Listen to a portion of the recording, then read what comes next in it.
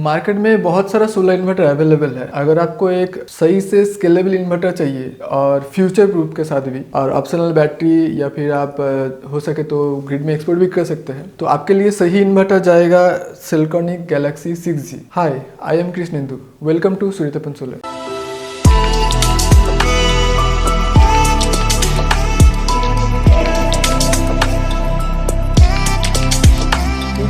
तो चलिए देखते हैं कि अनबॉक्सिंग में क्या क्या मिलता है सेल्कॉनिक गैलेक्सी 6G।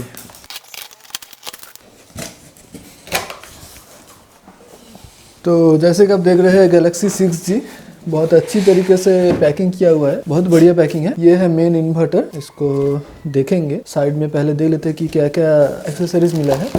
ये तो कनेक्टिंग वाला चीज़ हो गया, ये इन्वर्टर के साथ अटैच है।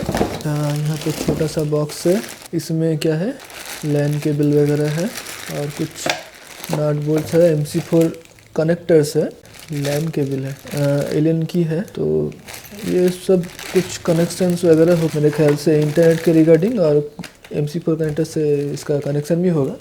जैसे कि फ्लिन का भी नया मॉडल जो है एलिट मॉडल होता है। और इधर आपको एक बॉक्स मिलता है, चलिए देख लेते हैं क्या बॉक्स है। बढ़िया सा पैकिंग है, तो ठीक है। ये AC बॉक्स है और ये जो है AC SPD है। इसके बारे में हम डिटेल में बात करेंगे जरूर वीडियो में। मेन इन्वर्टर छोड़ के फिलहाल तो और कुछ दिख नहीं रहा है, फिर भी हम चेक कर लेते हैं। हाँ, और एक बॉक्स है, इसमें वाईफाई डिवाइस है और ये डेटा लॉगर के हिसाब से भी काम कर सकता है। अभी जो नया मॉडल जो भी ब्रांड का आ रहा है सब इनबिल्ट वाईफाई के साथ ही आ रहा है। ये एक्सटर्नली वाईफाई डिवाइस दिया है। अभी बहुत सा ब्रांड आ रहा है जो इंटरनली वाईफाई इनबिल्ट है, वैसा आ रहा है। ये इंटरकनेक्शन केबल है, ये 25 स्क्वायर एम का केबल्स है। टोटल पैकेज का वेट 29 kg था। तो अभी इन्वर्टर का वजन मेरे ख्याल से अच्छा खासा होगा, फिर भी ट्राई करके देखते हैं। बहुत भारी है, इस ख्याल से एक यूज़र मैनुअल भी मिल गया। चलिए इसको उठाते हैं। हम अकेला नहीं उठा पाएंगे, किसी और की हेल्प से उठा के आपको सब कुछ दिखाते हैं। तो चलिए हम आपको दिखा देते हैं कि इन्वर्टर में क्या क्या पोर्ट्स है, क्या कुछ मिलता है। पहले आपको मैं इंट्रोडक्शन करवा देता हूँ, इसके साथ मैं आपको दिखा दूंगा क्या क्या एक्सेसरीज आता है। तो हमारा सामने अभी यहाँ पे है गैलेक्सी 6G। तो बहुत ही अच्छा इन्वर्टर है, बहुत कुछ दिया है। पहले तो मैं बता देता हूँ कि इसमें जो ये ढक्कन है, ये तो आपको खोल के कनेक्शन वगैरह करना पड़ता है। तो ये हम ऑलरेडी खोल के रखे हैं, स्क्रूज वगैरह। तो यहाँ पे सब इंटरनल पोर्ट्स वगैरह है। तो वैसे भी आप अगर कंज्यूमर हो और आप इतना भी नहीं जानते कि टोटल क्या है, ये थोड़ा एडवांस लोगों के लिए है। तो यहाँ पे आपको कुछ करने का ज़रूरत नहीं है, क्योंकि ऑलरेडी किया हुआ है ऑलरेडी। आप यहाँ पे देख सकते हैं कि ये सब बना हुआ है, ठीक है ना। सिलिकॉन ये सब बना के ही भेजता है। तो हम अगर खुद इंस्टॉल करने जाएंगे तो हम ऑब्वियसली ये कनेक्टर्स वगैरह यूज़ नहीं करेंगे, क्योंकि हाई एम्पियर लोड में हम कोई कनेक्टर्स या प्लग ज़्यादा सजेस्ट नहीं करते हैं। तो फिर भी चलता है। और यहाँ पे चलिए आपको दिखा देते हैं थोड़ा बहुत कि यहाँ पे क्या कुछ है। तो यहाँ पे दो ठो इनपुट है, एक ग्रिड वाला इनपुट है, यहाँ पे आप देख सकते हैं ग्रिड वाला इनपुट यहाँ पे कनेक्ट हुआ है, और यहाँ पे लोड वाला इनपुट यहाँ पे कनेक्ट हुआ है, और जेन वाला मतलब जनरेटर वाला इनपुट यहाँ पे कनेक्ट हुआ है। लेकिन यहाँ पे आप देख सकते हैं कि 3 ठो अर्थिंग तो लेना चाहिए, लेकिन एक ही ठो अर्थिंग ले रहा है। यहाँ पे आप अंदर देख ही सकते हैं कि सारा अर्थिंग अंदर से ही कनेक्ट किया हुआ है, जो ग्रिड से इनपुट है। यहाँ पे ग्रिड से इनपुट जो है अर्थिंग, वो यहाँ पे कॉमन किया हुआ है। तो आपको यहाँ पे ज़्यादा कुछ करने का ज़रूरत नहीं है, लेकिन आपको सिर्फ करना पड़ेगा कि एक CT कनेक्टर होता है, वो मैं आपको बाद में दिखा देता हूँ। वो CT कनेक्टर आपको यहाँ पे कनेक्ट करना पड़ेगा। यहाँ पे ऑलरेडी एक टेम्परेचर सेंसर कनेक्ट किया हुआ है, ये वायर मैं टेम्परेचर सेंसर दिखा दे रहा हूँ। इसके बाद में जो 2 पोर्ट है, ये 2 पोर्ट में आपको CT कनेक्टर कनेक्ट करना पड़ेगा। जैसे कि यहाँ पे आप देख सकते हैं कि यहाँ पे टेम्परेचर सेंसर अभी कनेक्ट किया हुआ है। सिंपली ये है पुश पुल वाला कॉन्फ़िगरेशन। जैसे कि आप देख सकते हैं ये जो वायर है थोड़ा बहुत छील के, यहाँ पे ये जो नॉब है जहाँ पे कनेक्ट करना है, इसको पुश करके रख के इसको अंदर घुसा देना है, तो ये लॉक हो जाएगा। तो साइड वाला दोनों में आपको CT कनेक्टर लगाना पड़ेगा। एक वाइट है और एक ब्लैक है। तो उसका जो ओरिएंटेशन आपको ओनर्स मैनुअल में मिल जाएगा, वहाँ पे कौन सा किधर लगाना है वहाँ पे लिखा हुआ मिल जाएगा आपको। और चलिए आपको मैं टेम्परेचर सेंसर दिखा देता हूँ। ये है टेम्परेचर सेंसर। ये टेम्परेचर सेंसर यूज़ होता है बैटरी का टेम्परेचर सेंस करने के लिए, और नहीं तो एम्बियंट टेम्परेचर जो होता है वेदर का उसको सेंस करने के लिए ये होता है। ये जहाँ पे ये इंस्टॉल है वहाँ का टेम्परेचर क्या है ये इससे पता करता है। ये एक्सटर्नली क्यों रखा गया, इसको एक्सटर्नली इसलिए रखा गया है कि मशीन जो है, मशीन जब काम करेगा तो ये गर्म होगा, तो इसका अंदर का सेंसर रहता है तो वो सही से टेम्परेचर सेंस नहीं कर पाता है। लेकिन ये जो है ये वेदर का टेम्परेचर सेंस करना चाहता है, क्योंकि इसका अंदर का जो कूलिंग है ये एक्टिव कूलिंग नहीं है, पैसिव कूलिंग है। पैसिव कूलिंग मतलब इसमें कोई फैन नहीं है। तो इसके बारे में भी मैं आपको दिखा दूंगा कुछ देर में, वो भी इसका कूलिंग कितना बड़ा है और कितना अच्छा कूलिंग है, इसीलिए ये बहुत हेवी वेट है। ठीक है, इसको छोड़ के आपको यहाँ पे मिल जाता है कि कॉम 2 कॉम 3 ये दोनों पोर्ट है, और यहाँ पे मेरे ख्याल से कॉम 1 है छोटा वाला। तो एक्चुअली यहाँ पे कुछ कॉम पोर्ट बोल के है नहीं, ये सब है ये केबल जो इनपुट आउटपुट करने के लिए ये सब कैप्स है, इसी के जरिए केबल्स इनपुट आउटपुट होगा। जैसे कि आप यहाँ पे देख पा रहे हैं कि यहाँ पे बहुत सारा लैन पोर्ट्स है। ये तो बहुत सारा कस्टमर्स जानते ही होंगे कि ये लैन पोर्ट जैसा दिखता है, लेकिन ये लैन पोर्ट है नहीं। ये पहला हो गया आपका जो लिथियम आयन बैटरी यूज़ करेंगे उसका जो BMS होगा, उसमें अगर RS485 प्रोटोकॉल रहता है तो ये यहाँ पे कनेक्ट होगा थ्रू RJ45 केबल, जैसे कि लैन केबल होता है। इसका कलर कोड भी सेम है। और यहाँ पे BMS स्कैन, इसका बारे में मुझे इतना आइडिया नहीं है। BMS स्कैन मतलब मेरे ख्याल से RS232 पोर्ट ये सपोर्ट होगा, आई एम नॉट श्योर, मैं देख लेता हूँ, मैं स्क्रीन में अपडेट कर दूंगा इसके बारे में। और DRMS ये एक्चुअली है पैरेलल कनेक्शन के लिए, सॉरी ये पैरेलल के लिए नहीं, इसके बारे में मैं क्लियर नहीं हूँ, इसको मैं डिस्प्ले में अपडेट कर दूंगा। और पैरेलल 1 एंड पैरेलल 2 ये दोनों जो है ये मल्टीपल इन्वर्टर अगर आप पैरेलल करेंगे तो ये कनेक्शन आपका काम में आएगा। तो इसके बारे में आपको ज़्यादा सुनने का है नहीं।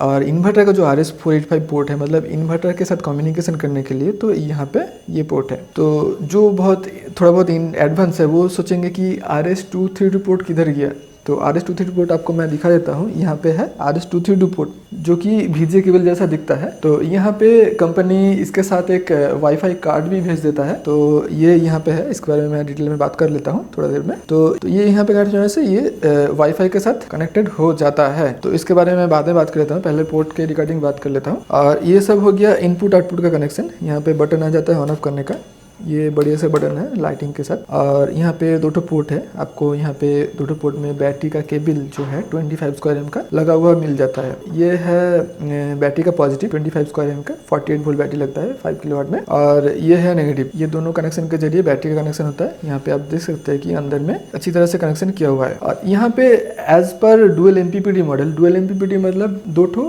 MPPT चार्ज कंट्रोलर रहेगा। तो यहाँ पे ये 2 पॉजिटिव और ये 2 नेगेटिव। तो ये MC4 कनेक्टर के जरिए इनपुट लेता है। 2 चार्ज कंट्रोलर है, पर चार्ज कंट्रोलर जो कैपेसिटी है वो मैं आपको बता देता हूँ। टोटल 6.5 किलोवाट का पैनल कैपेसिटी है, दोनों चार्ज कंट्रोलर मिला के मेरे ख्याल से 3250 करके 2 चार्ज कंट्रोलर होगा PV कैपेसिटी का पर चार्ज कंट्रोलर में। यहाँ पे जो ये नॉब आपको दिख रहा है, ये सोलर का जो कनेक्शन है इसको आप ऑफ या ऑन कर सकते हैं। ये ऑन मतलब सोलर कनेक्शन ऑन हो गया, मतलब PV कनेक्शन ऑन हो गया इन्वर्टर के साथ। अभी इसको मैं ऑफ में रख देता हूँ। ये कनेक्शन करने के बाद इसको ऑन करने के लिए यहाँ पे स्विच दे दिया गया है। और इसको छोड़ के और कुछ पोर्ट्स वगैरह के बारे में आपको नहीं बताना है। यहाँ पे जो डिस्प्ले है आपको यहाँ पे दिख रहा है, ये डिस्प्ले खुद में एक कलर टच स्क्रीन डिस्प्ले है। तो यहाँ पे टच के जरिए भी आप इसको इस्तेमाल में ले सकते हैं, और यहाँ पे बटन्स भी है, बटन्स के जरिए भी आप इसको इस्तेमाल में ले सकते हैं जैसे आपको सुविधा लगता है। ये तो गया नॉर्मल पोर्ट्स के रिगार्डिंग। अब हम डिस्कस करेंगे इसका एक्सरसाइज के रिगार्डिंग, और इसको माउंट कैसे करेंगे उसके रिगार्डिंग भी थोड़ा बहुत डिस्कस करेंगे। तो चलिए हम आपको दिखा देते हैं कि इसका जो कूलिंग सिस्टम है कितना अच्छा कूलिंग सिस्टम दिया है। हालांकि ये एक्टिव कूलिंग नहीं है, तो मैं आपको दिखाता हूँ। ये इन्वर्टर यहाँ पे ये माउंटिंग वाला प्लेट है। ये माउंटिंग वाला प्लेट अगर हटा देते हैं तो यहाँ पे कूलिंग आपको पूरा दिख जाएगा। तो यहाँ पे ये जो कूलिंग है टोटल फैनलेस कूलिंग है। फैनलेस कूलिंग बहुत ज़्यादा हेवी होता है, मतलब इसको कूलिंग वगैरह बहुत ज़्यादा देना पड़ता है क्योंकि ये नेचुरल कूलिंग है। और इसमें बहुत बेनिफिट्स है, जैसे कि कूलिंग तो अच्छा ऑब्वियसली चाहिए इसको। और जब मूविंग पार्ट्स कोई भी डिवाइस में नहीं रहता है तो उसका लाइफ बहुत बढ़ जाता है। तो जैसे कि कोई फैन वाला इन्वर्टर होता है तो उसमें फैन फॉल्ट होने का चांसेस बहुत ज़्यादा रहता है, क्योंकि वो मूविंग पार्ट्स है, या फिर एक पीरियडिक टाइम होता है। मान के चलिए 2-4 साल 5 साल ऐसा हो सकता है, कोई 100% नहीं बता सकता कि कब खराब होगा। तो वो फैन खराब जब होगा आपको वो रिप्लेस करना पड़ेगा, लेकिन यहाँ पे कोई फैन है ही नहीं। तो यहाँ पे एक लाइफ के बारे में बहुत अच्छा चीज़ हो गया कि ये बहुत लंबा चलेगा। और माउंटिंग के बारे में आपको मैं अगर बता दूँ कि ये जो माउंटिंग प्लेट है आप देख रहे हैं, इसको सिंपली दीवार में 4 होल करके इसको माउंट करना है। इसके साथ जो बुलेट चाहिए होगा दीवार में लगाने के लिए, जो यहाँ पे कनेक्ट करेगा दीवार के साथ, दीवार में माउंट होगा, इसके साथ आता है वो बुलेट। तो वो बुलेट से इसको इंस्टॉल करके इजीली इन्वर्टर को उठा के ऐसे करके स्लाइड करना है आपको। ऐसे करके स्लाइड करने से आपका माउंट हो जाएगा इन्वर्टर। मेरे ख्याल से आप समझ रहे होंगे कि कैसे माउंट होगा वॉल में। और साइड में 2 स्क्रू रहता है, जैसे कि यहाँ पे एक स्क्रू का ऑप्शन है, इधर भी और एक स्क्रू का ऑप्शन रहेगा। तो ये दोनों स्क्रू लगाने से इन्वर्टर सिक्योर होगी आपका वॉल में। तो चलिए हम आपको दिखाते हैं सेल्कॉनिक का गैलेक्सी 6G के साथ क्या क्या एक्सेसरीज आता है और कौन कौन सा एक्सेसरीज कहाँ कहाँ इस्तेमाल होगा। तो आप सबको सब कुछ एक साथ समझाने के लिए तो हम यहाँ पे टेबल में सब कुछ एक्सेसरीज रख चुके हैं। तो कौन कौन सा एक्सेसरीज कहाँ कहाँ आएगा, क्या होगा, मैं आपको बता देता हूँ। तो पहले हम शुरू करेंगे AC/DB से, जो AC डिस्ट्रीब्यूशन बॉक्स है। तो AC डिस्ट्रीब्यूशन बॉक्स में आपको मिल जाता है AC MCBs। तो 2 इन्वर्टर आउटपुट आता है, जैसे कि स्मार्ट लोड और एक नॉर्मल लोड के लिए है। और यहाँ पे एक मिल जाता है आपको न्यूट्रल, जो है ये बाईपास करने के लिए, या फिर न्यूट्रल को जो बाईपास अगर नहीं करना चाहते तो इसको ऑफ रखना पड़ेगा। और ये AC इनपुट का MCB यहाँ पे आपको मिल जाता है। और इसके साथ और एक आपको बॉक्स जुड़ा हुआ मिलेगा जिसमें AC SPD इंस्टॉल किया हुआ है, सर्ज प्रोटेक्शन डिवाइस। ओके, तो ये हो गया AC/DB। और आप अगर देखेंगे तो यहाँ पे 2 कनेक्टर्स है, आपको ये ऑप्शन मिल जाएगा इजीली इन्वर्टर के साथ इंटरकनेक्ट करने के लिए। ये इन्वर्टर के साथ कनेक्ट होगा और यहाँ से आपका ग्रिड का इनपुट और आउटपुट जाएगा ये बॉक्स में से, AC/DB में से। तो ये दोनों पोर्ट कनेक्ट होगा इन्वर्टर के साथ। इसका कनेक्टर जो है मैं आपको दिखा चुका हूँ इन्वर्टर के साथ, वो कनेक्ट किया हुआ है ऑलरेडी। तो ये आप इजीली यहाँ पे पुश करके इसको इंस्टॉल कर सकते हैं। तो ये सेकंड वीडियो में ऑब्वियसली आपको दिखाऊंगा कि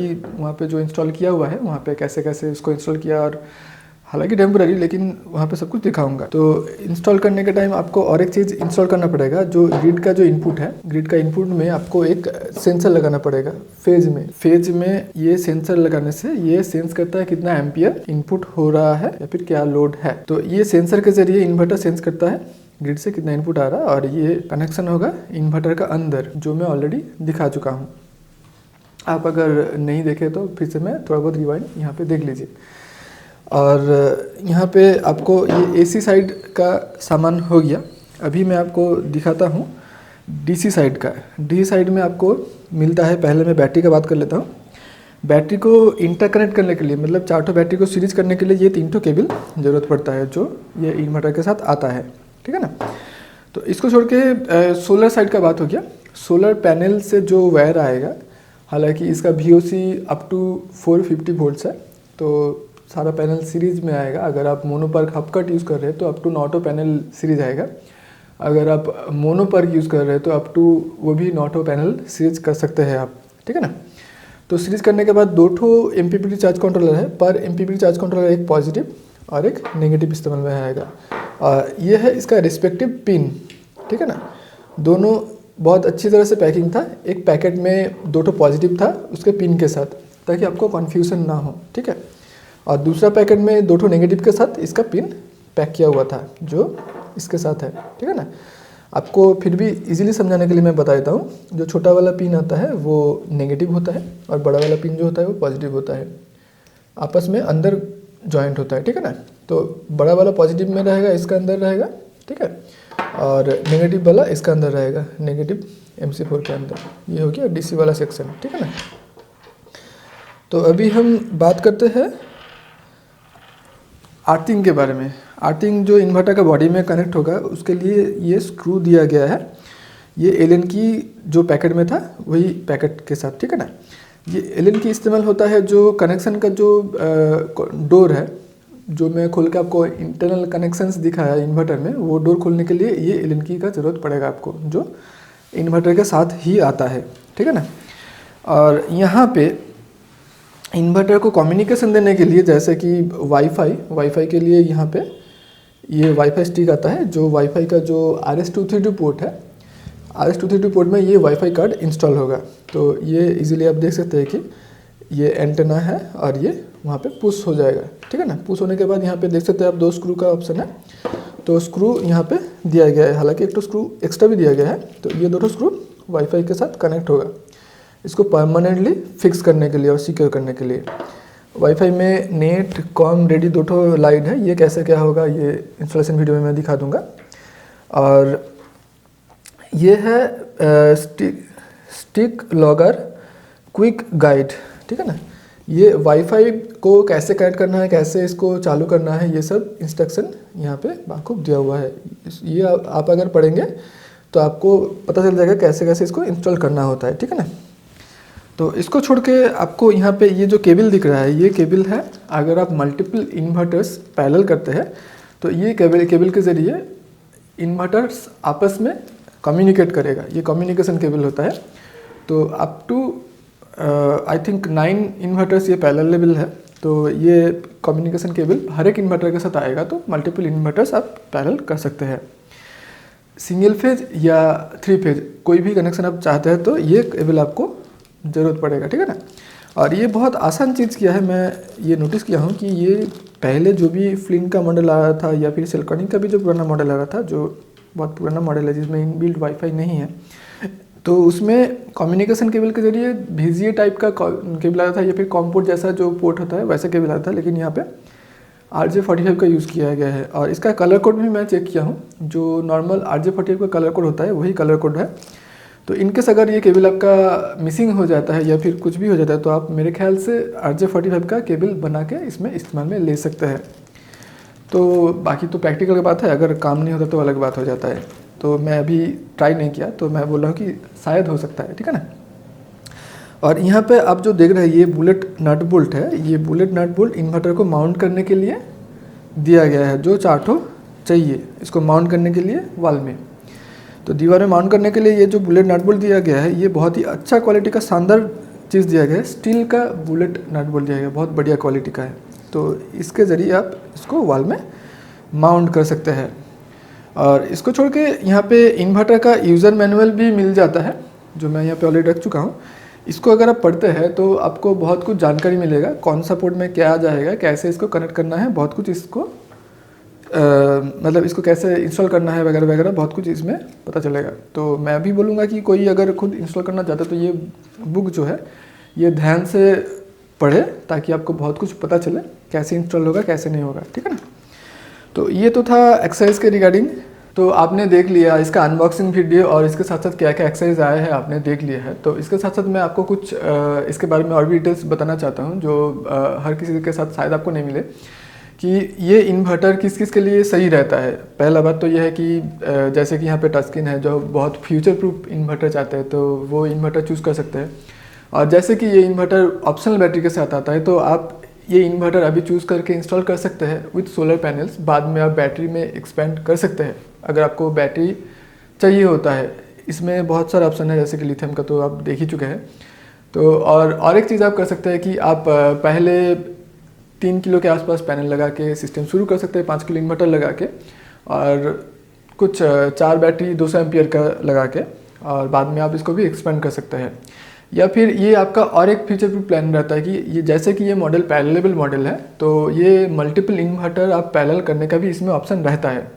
तो अभी एक इन्वर्टर इंस्टॉल करके आप इसको इस्तेमाल में ले सकते हैं, बाद में आपका एक एक करके आपका एज़ पर रिक्वायरमेंट आप इसको एक्सपेंड कर सकते हैं। मतलब 5 किलो से 10 किलो, 10 किलो से 15 किलो, 15 से 20, ऐसे करके आप एक्सपेंड कर सकते हैं। और ये इन्वर्टर आपका जो 3 फेज़ का भी ज़रूरत होता है वो भी ये फुलफिल करेगा। आपको अगर 3 फेज में इंस्टॉलेशन करना है तो आपको मिनिमम 3 ठो इन्वर्टर चाहिए 3 ठो फेज के लिए, ठीक है ना। तो इसमें स्प्लिट फेज का ऑप्शन है ही नहीं, ठीक है ना। आप अगर 2 फेज चाहिए होता है तो इसमें ऑप्शन नहीं है। तो वैसे भी आप एक्सपेंड कर सकते हैं। और जैसे कि ये ऑप्शनल बैटरी के साथ आता है, तो 3 फेज एप्लीकेशन के लिए मैं आपको बोलूँगा कि आपको बैटरी कंपलसरी देना ही पड़ेगा। विदाउट बैटरी ये 3 फेज एप्लीकेशन में पॉसिबल नहीं है, और सिंगल फेज में भी विदाउट बैटरी ये पॉसिबल नहीं है, क्योंकि अगर आप बैटरी नहीं लगाएंगे तो ये ऑफ ग्रिड के हिसाब से आउटपुट भी नहीं देगा in the case of parallel, मैं बता रहा हूँ आपको। और ये बहुत ही एडवांस्ड है। अगर आपको मोबाइल से भी इसको कंट्रोल करना है तो वो भी आप कर सकते हैं। हालांकि मैं अभी तक इसको चेक नहीं किया, मैं जब तक खुद से चेक नहीं कर लेता हूँ तो वो मैं ठीक से बता नहीं पा रहा हूँ कि ये मोबाइल एप्लीकेशन होना तो चाहिए। ओबियसली वो पता करने के लिए आपको क्या करना पड़ेगा, इसका जो नेक्स्ट पार्ट है वीडियो का, नेक्स्ट पार्ट आपको देखना पड़ेगा, क्योंकि ये मैं अभी मेरा जो टेस्ट बेड है, जो मेरा चैनल फॉलो करते हैं उनको पता है कि मेरा एक टेस्ट बेड है मेरा गैरेज में। तो वहाँ पे मैं इसको टेम्परेली इंस्टॉल करने वाला हूँ। इंस्टॉल करके इसका जो फैसिलिटीज़ वगैरह है और क्या क्या ऑप्शंस वगैरह है इसके रिगार्डिंग भी मैं एक वीडियो बनाने वाला हूँ। तो आप अगर ये वीडियो पहला देख रहे हैं और ये चैनल में नए हैं तो चैनल को ज़रूर सब्सक्राइब कीजिए, और ये वीडियो अगर आपको इन्फॉर्मेटिव लगा और अच्छा लगा तो ज़रूर एक लाइक दीजिएगा। और आपको अगर लगता है कि ये वीडियो किसी को ज़रूरतमंद है तो उनसे ये वीडियो ज़रूर शेयर कीजिएगा। और ये वीडियो अगर मतलब ये इंस्टॉलेशन का जो वीडियो है अगर मैं अपलोड कर चुका हूँ तो आपको आई बटन में इसका वीडियो का लिंक मिल जाएगा। तो मिलते हैं नेक्स्ट वीडियो में। Thank you very much. तो गाइज़ ये तो था सेल्कोनिक गैलेक्सी 6G का unboxing and hands on video. आप अगर इस चैनल में नए हो तो चैनल को ऑब्वियसली सब्सक्राइब करें। और भी बहुत सारा वीडियोस है जो कि यहाँ मिलेगा और यहाँ मिलेगा, तो ये वीडियोस भी फॉलो करें। आपको अगर इंटरेस्ट है मेरे चैनल में जाके और भी वीडियोस देख सकते हैं। तो मिलते हैं नेक्स्ट वीडियो में, तब तक के लिए थैंक यू वेरी मच।